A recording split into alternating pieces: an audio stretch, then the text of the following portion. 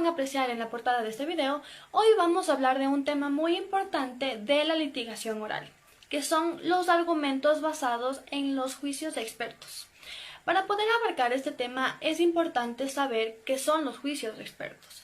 Y a esto hemos definido como los métodos de validación útil que sirven para verificar la fiabilidad de una investigación.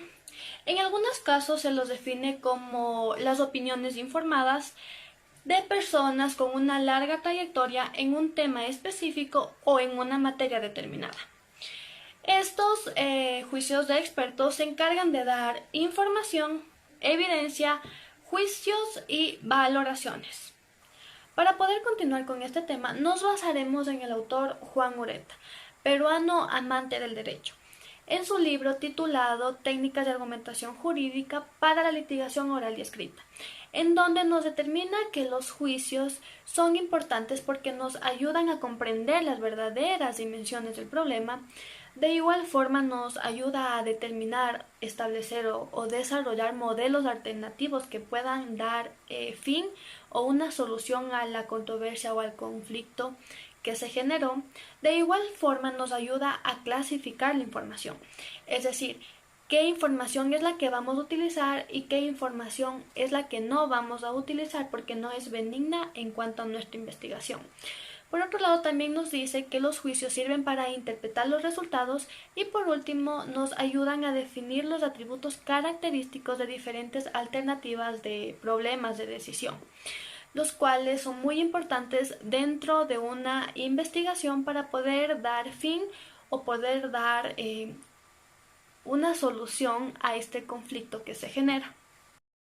Por las razones antes expuestas, tomadas del libro Técnicas de argumentación jurídica para la litigación oral y escrita, es importante tomar en cuenta aquellas situaciones en las que buscamos soluciones, ya sean problemas técnicos, problemas jurídicos, problemas sociales o simplemente para tomar una decisión. Es importante basarnos en los juicios, en las decisiones o en las opiniones emitidas por un experto, ya que estas personas son conocedoras de un tema y además de ello ya tienen cierta experiencia contrastada en el área de interés y que por lo tanto están cualificadas para poder responder ciertas cuestiones planteadas y sirvan para dar fin a un conflicto, a un problema, a una controversia.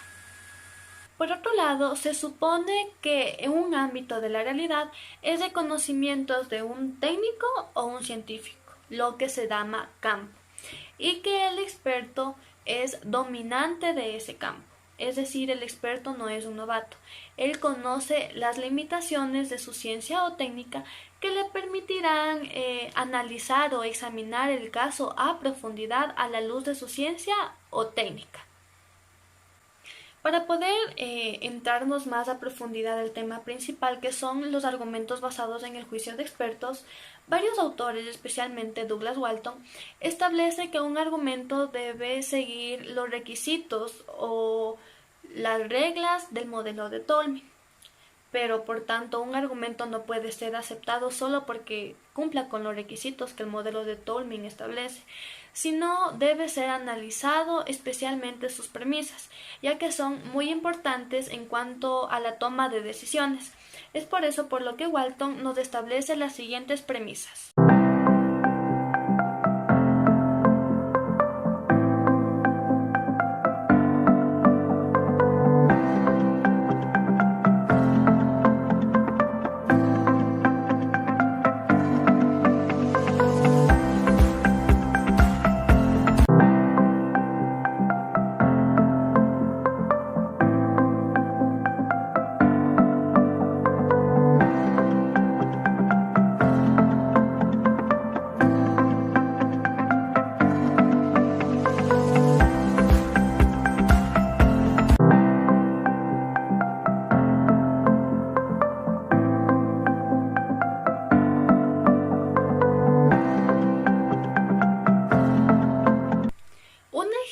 Que cumple con las exigencias o las premisas que establece Walton es el siguiente.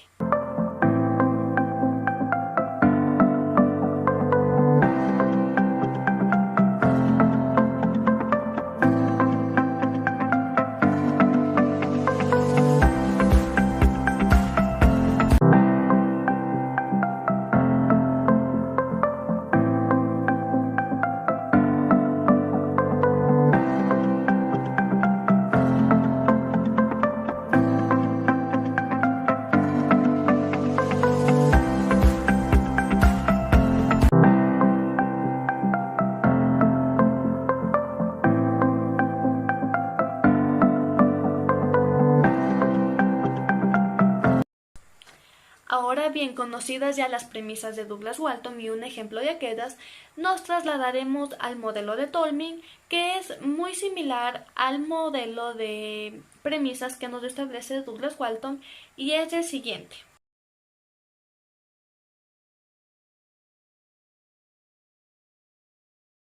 Una vez analizado tanto las premisas que establece Douglas-Walton y las establecidas dentro del modelo de Tolman, que son similares, hemos llegado a la misma conclusión, la cual es: lo que un experto en un campo afirme sobre ese campo es verdad.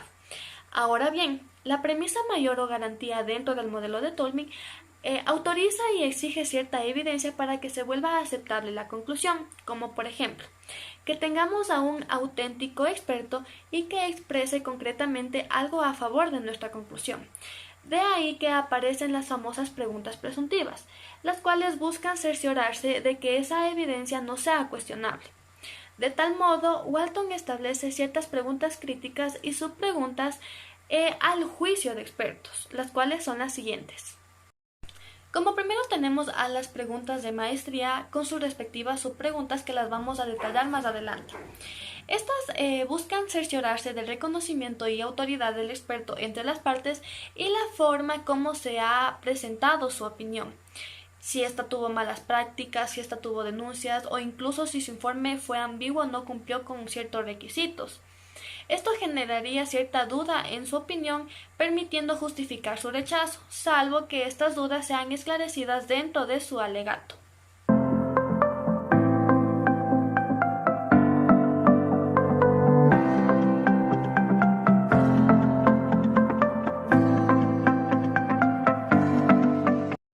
Como segundo tenemos a las preguntas de campo con sus respectivas subpreguntas. Estas se encargan de indagar el dominio del experto en el ámbito especializado, es decir, de la subespecialidad requerida para tener una opinión autorizada.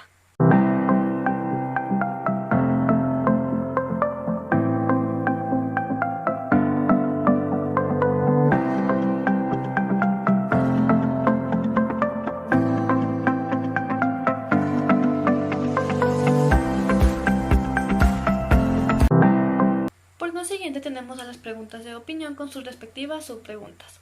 Estas se encargan de indagar sobre las acciones que realizó el experto en su investigación, es decir, qué análisis efectuó, qué técnicas empleó. Por ejemplo, si en un determinado caso se llegara a determinar que el experto no fue quien desarrolló la investigación, sino un asistente sin su supervisión, quedará rebatido su argumento. Por eso es necesario que el experto constate el proceso y dé fe del mismo.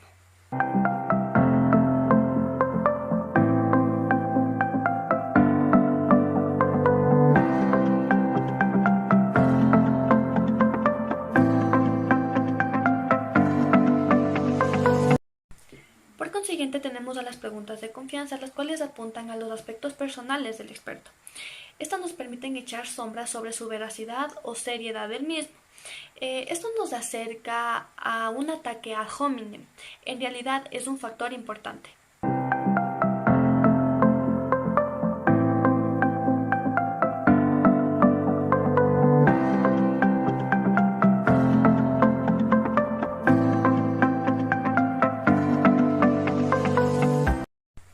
Y por último tenemos a las preguntas sobre la reserva de la evidencia, las cuales están encargadas de averiguar sobre las muestras que se hicieron en el análisis para posterior a ello poder considerar si las pruebas son pocas, insuficientes o están contaminadas y por ende dejar sin sustento el argumento emitido por el experto.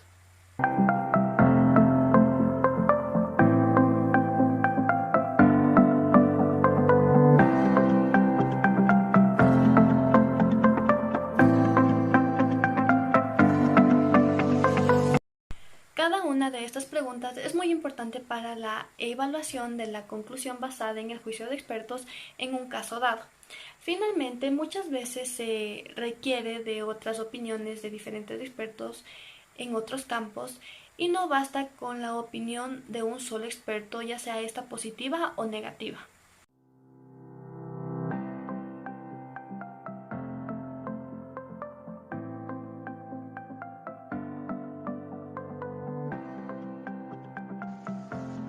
Como un ejemplo acerca de los argumentos basados en el juicio de expertos, tenemos el caso de las pericias a favor de los buses camión. Para esto nos basaremos en dos pericias.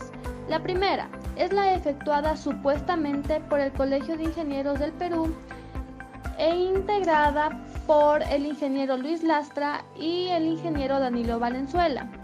Como segunda pericia tenemos al equipo de profesionales de la Universidad Católica. A modo de resumen de la controversia, es necesario recalcar que la problemática es acerca de los buses carrozados sobre chasis usado de camiones. Es así como tras el anuncio emitido por el Ministerio de Transporte acerca de los buses camión, enfocándose en la no circulación de estos transportes, han visto la necesidad de realizar un estudio el cual se encargue de analizar si la construcción de buses con un chasis usado de un camión es adecuada o no, con el fin de actualizar estos medios de transporte para el público. Primero tenemos la pericia efectuada supuestamente por el Colegio de Ingenieros de Perú. Esta ha llegado a las siguientes conclusiones. Se puede carrozar un bus sobre un chasis de camión siempre y cuando se realice 1. El cumplimiento con los procedimientos técnicos y normas establecidas al respecto. 2. Deberá realizar el personal técnico calificado. 3. Debe ser supervisada por ingenieros especializados en ingeniería automotriz. Y por otra conclusión tenemos que se han realizado 2 de estos medios de transporte y por ende se hicieron las respectivas pruebas y no han dado complicaciones. Por tanto, estos medios de transporte, buses, camiones, sí son adecuados para transportar al público. De acuerdo a las premisas establecidas por Walton y las determinadas en el modelo de Tolmin, apoyándonos en el informe del Colegio de Ingenieros, afirmaríamos lo siguiente. El Colegio de Ingenieros de Perú, máxima autoridad en ingeniería, afirma que adecuar camiones a buses no es peligroso, por tanto los buses camión no son peligrosos. La adecuación de camiones a buses es un dominio de la ingeniería. El Colegio de Ingenieros es un experto en ingeniería. Este afirma que sabe que adecuar camiones a buses es posible y no es peligroso. Por tanto, podría posiblemente ser verdad que no es peligroso y es posible adecuar los camiones a buses. Al poco tiempo se efectuó otra pericia encargada a ingenieros de la Universidad Católica. Esta debatía la pericia antes mencionada señalando lo siguiente. La fabricación del mencionado bus camión representa un alto riesgo para la vida de las personas al haber sido fabricada en forma artesanal, es decir, sin la participación de profesionales especializados en la rama automotriz, es decir, ingenieros, tanto en la concepción del producto como en su fabricación. Al realizar un bus camión con un chasis usado corre un mayor riesgo, ya que el estado de conservación del chasis usado de camión en cuanto al nivel de corrosión, posibles deformaciones ocasionadas por volcaduras o choques, fatiga por los daños de servicio del camión, etc.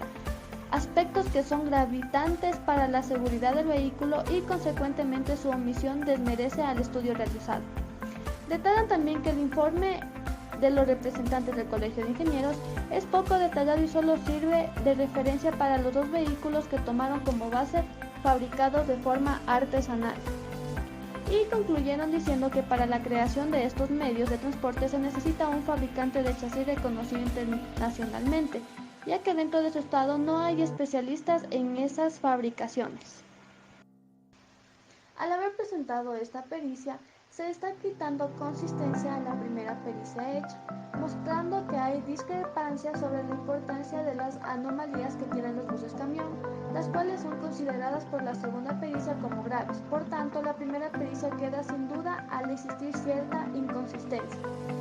Cuando se trata de afirmar que su pericia es poco detallada, se cuestiona la maestría de los peritos y cuando se afirma que se limitó a 2 buses camión, obviamente se está discutiendo la suficiencia de la evidencia tomada en cuenta, por lo que a la pregunta de la reserva de la evidencia, la pericia resulta inaceptable.